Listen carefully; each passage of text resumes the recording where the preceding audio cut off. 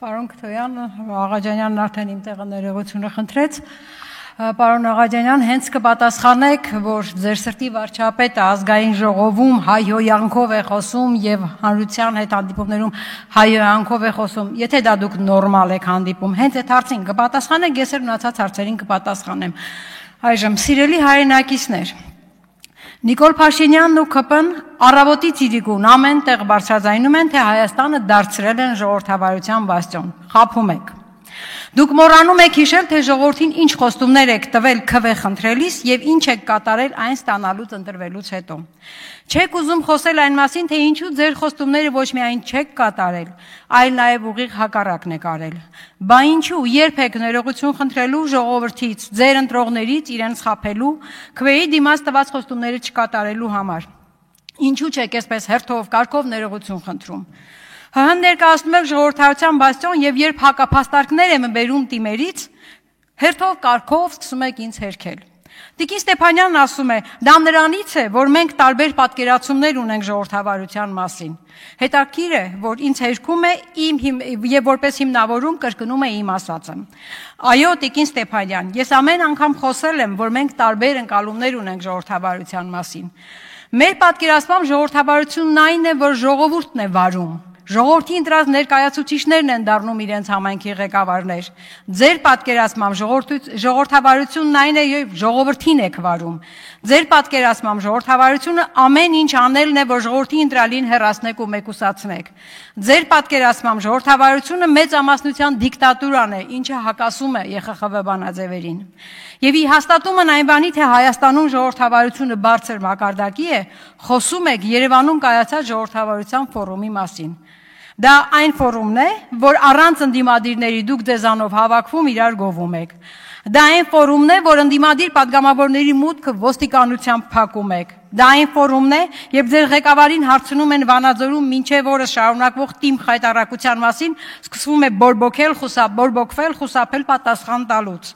Եթե դրանք են ժողովրդավարության հաստատման ձեր ապացույցները, ապա փաստորեն դուք հիմնավորում եք իմ ասածները, որ ժողովրդավարությունը օր-օրի վերածվում է բռնապետության։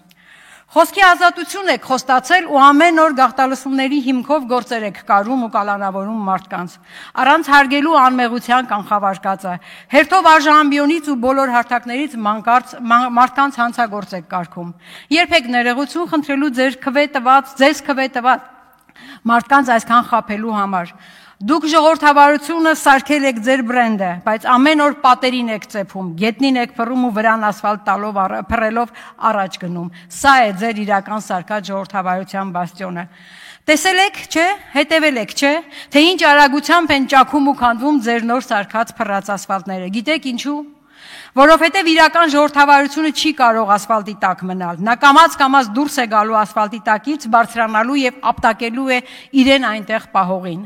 Դուք միայն ձեր ընտրյալներին չեք խաբում, դուք խաբում եք միջազգային կառույցներին։ Օրենք եք ընդունել ԵՄ-ին միանալու գործընթացի մեկնարկը սկսելու մասին եւ ամեն օր խախտում եք կոպենհագենյան չափանիշներն ապահովելու ձեր խոստումները։ Մարդու իրավունքների պաշտպանությունից եք խոսում եւ խաղաղ ցույցերի մասնակիցների վրա արգելված ձայնային նռնակներ եք նետում։ Իր բողոքը խաղաղ ցույցի միջոցով արտահայտողին բռնի ուժով գետին տապալում ու կալանավորում։ Հիմա արդեն ժողովրդավարության իրական վիճակը փաստերով, հերթով, կարգով։ Ասում եք, թե դուք ընտրություն չեք կեղծում։ Դուք ավելի վատ բան եք անում, դուք անտեսում եք ընտրության արդյունքները։ Դիմում եմ բոլոր միջազգային կառույցներին Հայաստանում ժողովրդավարության կայացման մակարդակը գնահատելիս հաշվի առնել նաև այս փաստարկները։ Գորիս 21 թվական հոկտեմբերի 17 կայանալիք տիմ ընտրություններին ընդառաջ Հայաստան դաշինքի ցանկով ԱԺ պատգամավոր տիմ ընտրություններին մասնակցության հայտ ներկայացրած ընդդիմադիր ուժի ցուցակի առաջին համար Արուշ Արուշանյանի նկատմամբ հուլիսի 16-ին քրեական գործ հարուցեցիք եւ նա մինչեւ ընտրությունները գտնվում էր կալանավայրում, սակայն ընտրություններում այդ ուժը հաղթեց եւ Արուշանյանը ընտրվեց համայնքի ղեկավար լինելով կալանավայրում։ Թալին 21 թվական դեկտեմբերի 5 ԿՊ ստացել էր 10 մանդատ, ընդդիմադիրները 11, սակայն դեկտեմբերի 17-ին ոստիկանական շանտաժի արդյունքում ընդդիմադիր համայնքի ղեկավարի տեխնացուն իր քվեն տվեց ԿՊ-ի տեխնացուին եւ անմիջապես դրանից հետո վայր դրեց մանդատը։ ԿՊ-ին հաջողվեց իրենց ներկայացուցին ընտրել համայնքի ղեկավար, սակայն 3 ամիս նիստ չգումարելու պատճառով ցրվեց։ Նշանակվեց արտահերտ ընտրություններ։ Վանաձոր 21 թվական դեկտեմբերի 5։ Մինչև օրս 4 տարի շարունակ ԿՊ-ն Վանաձորցուց գողացել է իր ընտրությամբ համայնքի ղեկավար ունենալու իրավունքը։ Ինչու՞։ Ով է վարչապետը ժողովրդի իրավունքի դիմաց, ընտրության դիմաց։ Իրական ժողովրդավարության պարագայում ոչ մեկը։ Իսկ ԿՊ-ի պարագայում փաստորեն իր ճաշակով է նշանակվում թե եւ ոչ թե ընտրվում քաղաքապետ։ Վարդենիս 21 թվական դեկտեմբերի 5 ԿՊ-ն ստացել էր 13 մանդատ, ընդդիմադիրները 14։ Փորձ արվեց խանգարել համայնքի ղեկավարի լիազորությունների ստանձնման նիստի կայացմանը։ Համայնքի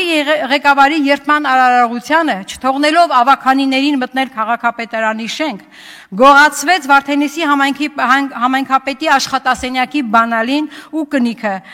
Դրանք պահվեցին չհրկիզվող պահարանում եւ կապարակնքվեցին եւ դրանով փորձում էին ավականու նիստի որոշումը համարել չընդունված, քանի որ այն կնքված չէր։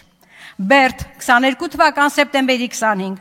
ընդդիմադիր ուժերի հաղթանակից հետո նրանց կողմից առաջադրված համայնքի ղեկավարի թեկնածուն գտնվում էր Կալանավայրում։ Նրա նկատմամբ քրեական գործ էր հարուցվել արդեն օգոստոսին։ Հաղթանակից հետո նա վայր դրեց իր մանդատը եւ ցուցակում հաջորդ անդամը նույնպես ենթարկվեց նման հալածանքների եւ նորից նրա նկատմամբ գործ հարուցվեց։ Նա նորից վայր դրեց մանդատը եւ վերջապես երրորդ փորձից միայն ընդդիմադիրներին հաջողվեց համայնքի ղեկավար ընտրել։ Անի 22 թվական սեպտեմբերի 25 հաղթեց քրեական հետապնդման ենթարկվող մեկ այլ թեկնածու։ Նրա դեմ քրեական գործ էր հարուցվել համայնքապետի հրաժարականի պահանջով տեղի ունեցած բողոքի ակցիաներից հետո։ Երկարատև ակցիաներից ու չարաշահումների մեղադրանքով քրեական գործերից հետո անգամ գործող համայնքապետը հրաժարական չտվեց։ Գործն արտահերթի չհասավ ու նա հաղթեց իր մրցակիցներին ԿՊ-ին ու հայկական երազանքին։ Ալավերդի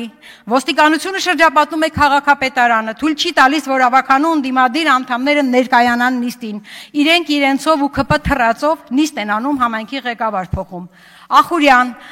Ընդդիմադիրների հաղթանակից հետո սկսվեցին ճնշումներ ընդդիմադիր ավականիների, համայնքի ղեկավարի նկատմամբ այնքան ժամանակ, մինչև ընդդիմադիր համայնքի ղեկավարը հրաժարական տվեց։ Երևան 23 թվական սեպտեմբերի 17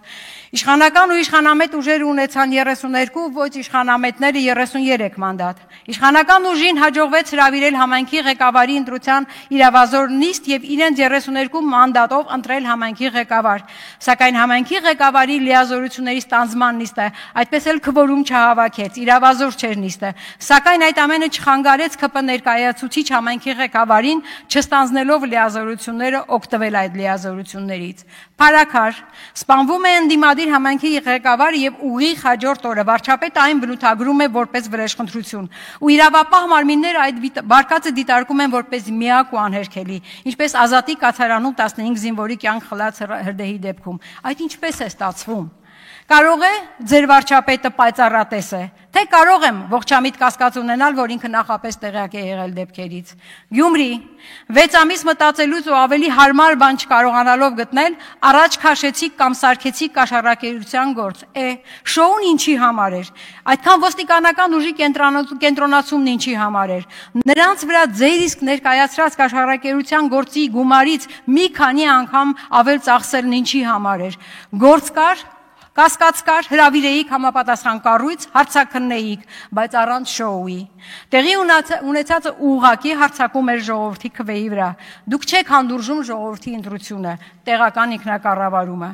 Օրենքի գերակայությունից եք խոսում։ Վաղաշապարտում արդեն խախտել եք նախընտրական քարոզարշավին վերաբերվող օրենսդրական պահանջները, ընդամենը մի քանի օր է անցել։ Երբ եք ներողություն խնդրելու ժողովրդին խաբելու, ժողովրդից իրենց ընտրությամբ համայնքի ղեկավար ունենալու իրավունքը գողանալու համար։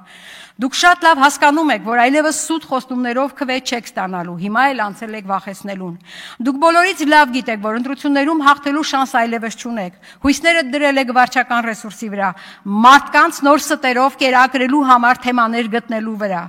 ձեր դեմ պայքարողների նկատմամբ քրեական գործեր կարելու վրա։ Դուք շատ լավ հասկանում եք, որ ժողովուրդն այլևս ձեզ չի հավատում, որ ժողովուրդը ասֆալտը չի գերադասում հայրենիքից։ Խոսում եք անկախությունից, բայց նիկոլիզմի թեզերում սահմանում գովաբանում եք շատերից մի անգամ կախվածությունը, սա ձեր 0.004 թե չգիտեմ որ երրորդ թեզն է։ Իհարկե առաջին հերթին այդ միան բազմաթիվ շատերը մեկը Ադրբեջանն է, մյուսը Թուրքիան։ Խոսում եք ժողովրդի իշխանությունից, այդ նույն թեզերում ասում եք, որ երկրի տերը ժողովուրդն է, իսկ ժողովուրդը քաղաքացին է, ով ապրում է Հայաստանում եւ ով պարտադիր չէ որ հայ լինի։ Ու դրան զուգահեռ ժողովրդագրության լուծումը տեսնում եք ներգաղթի մեջ հենց այն ժամանակ, երբ Ադրբեջանը ներկայացնում է 300,000 ադրբեջանցիների Հայաստան տեղափոխվելու իրենց պահանջը 2 վայրկյան։ Հայաստան տեղափոխվելու իրենց պահանջը եւ մինչեւ օրս դուք դա չեք մերժել։ Խոսում եք խաղաղությունից, բայց իրականում պատերազմի վտանգով վախեցնում եք ժողովրդին, որպեսզի թուրք-ադրբեջանական տանդեմի պահանջը երկիրը կտոր իրենց հանձնելը իրականացնեք Թումանյանի Չարի վերջի հերոս կկվի նման, բայց Չարի վերջը միշտ գալիս է, դու սևագրավ, ինչքան էլ զգուշ լինես, Չարի համար թե վաղ թե ուշ էդ է պահված, Աստված վկա։ Հոյակապ ելույթեր, շնորհակալություն, Թադևոս Ավետիսյան, համեցեք։